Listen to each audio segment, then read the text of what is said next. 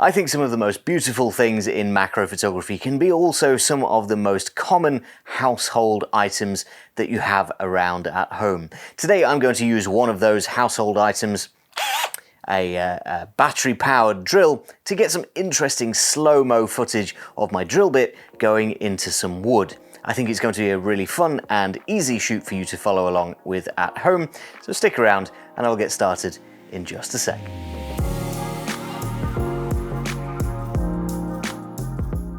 Hi guys, I'm Ben from Adaptalux and welcome back to another macro photography tutorial where today I am doing some drilling. I think this is going to be a relatively fun and interesting shoot that you can do at home, simply because this is something that most people have done in their lives, is drill into a bit of wood, but we're going to see it from super close up and hopefully in some slow motion as well.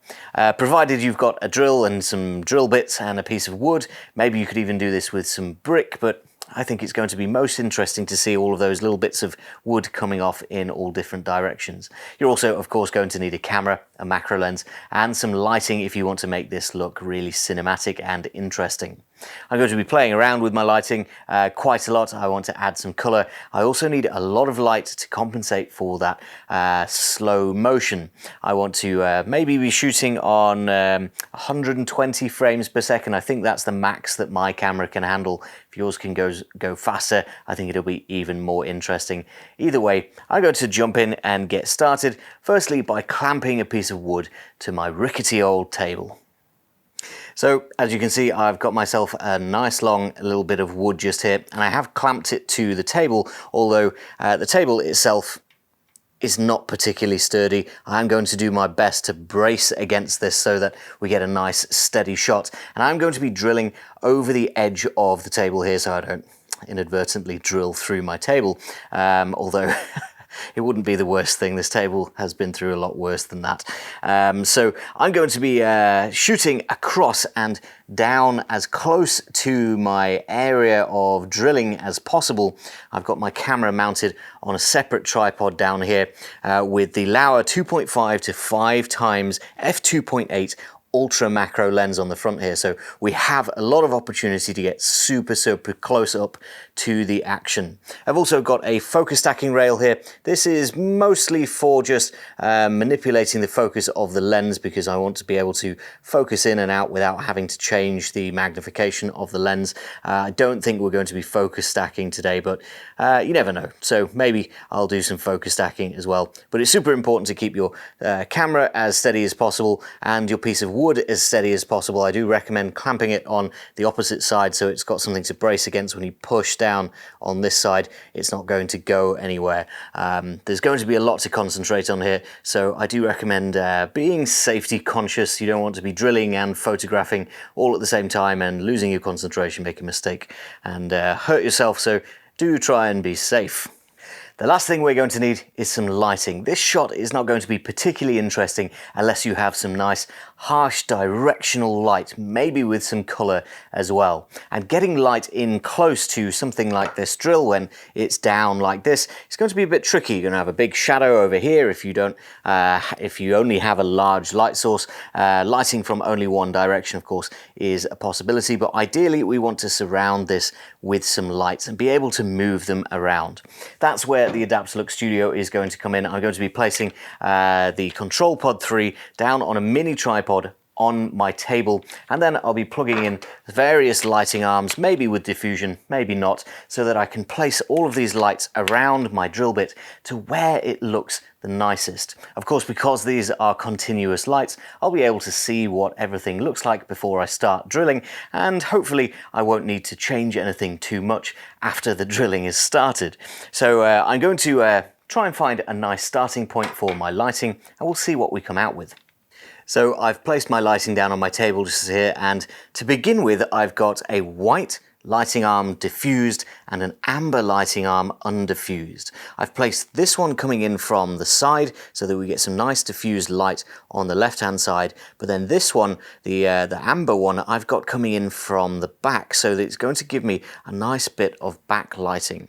So to focus and set everything up here, I've actually made a little mark in my in my wood, which I'm not sure if you can see, but there is a little hole just there where that's where I intend to drill. So that's given me a little point to compose and focus without having to hold the drill in place the whole time. But I'm going to give this a go and see what my first little shot looks like.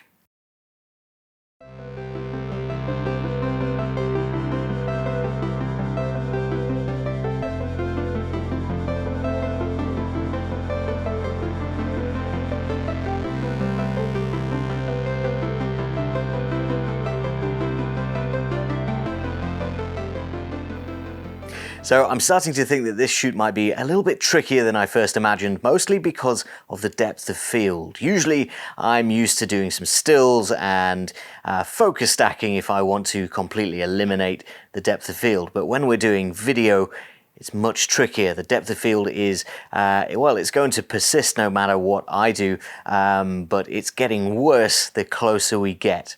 Obviously, the more magnification you have, the shallower your depth of field is, and the less of your image is in focus. And for something like this, which is quite industrial and detailed focused, you really want as much of your shot in focus as possible. I've been focusing on the drill bit itself because I think seeing that spinning round is better than some of the sawdust coming out.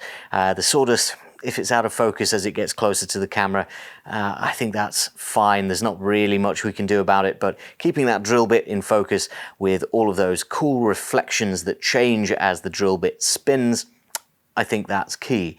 And I'm particularly happy with the colors as that drill bit spins as well, because it's reflective. You can see the colors change as it goes round and round, and then you can focus in on the detail as it's drilling into the wood. Now, I'm curious to see if there's something else we can do with this, maybe a wider lens, maybe a different sort of orientation for the camera. It might look cooler if we were looking down and in a portrait form, so that we can try and get more of the scene in focus. Let me change my lens and we'll see what we can do.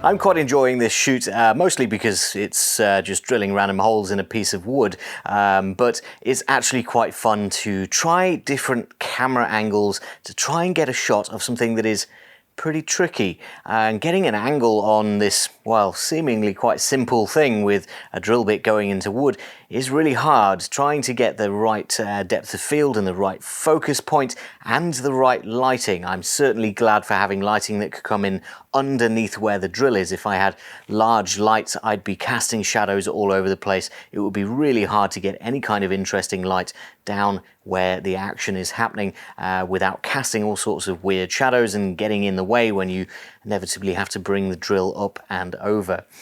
So the lighting is really fun to play around with. I've now tried red, orange. I have tried a little bit of blue, but I don't think blue suits this sort of industrial style of shot, so I'm going to stick with those reds and warm colours. I'm going to drill a few more holes and see what else we can come up with. So the placement of the light is really, really important. You can see that I've moved sort of across over this way because the grain of the wood comes down here, and I wanted to get that red light in the back there and then light from the front, so that that red light is actually reflecting all along the grain of the wood. I think this is my favorite shot so far. It's sort of a mix between everything we've done. It's fairly close in, it's also fairly low down, but it's got some different lighting, and the lighting has made all of the difference.